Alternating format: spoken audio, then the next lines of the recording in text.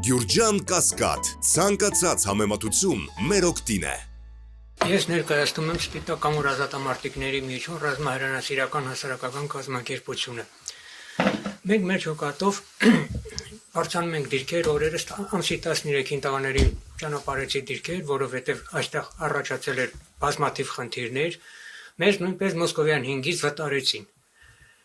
Առանց նախազգուշացման։ Այդ Մոսկովյան 5-ում գործում էին 15 կազմակերպություններ, որից 10 ռազմահայրենասիրական, այնտեղ կային անհատ կորածների, ծնողազուրկ զոհվածն ընտանիքների, մի շարք կազմակերպություններ զբաղվում են, բոլորն զբաղվում են ռազմահայրենասիրական գործունեությամբ։ Գրանցված են այստեղ։ Հա, եւ նույն ժամանակ գրանցված եմ ես համակարգող խորհրդի մեջ, հա, եւ հիմա տղաների ամբողջ գույքը մնացել է շենքում։ Տղաները հավաքվում էին շենքում, այնտեղից նախապատրաստվում, գնում էին դիրքեր, իսկ հիմա այնտեղ գույքը փակ, ես ժամանակապետ, որ ես գնամ, պետք է խնդրեմ իրանց, պայմանավորում եմ, որ գնամ, իրանք կանդորը բացեն, որ ես այդ գույքը կարողանամ հանել։ Եթե մեզ ամեն տեղից վտարում են, մնում է երկրից էլ վտարում, վերջացնենք գնանք, էլ ի՞նչ է մնում մեզ անելու։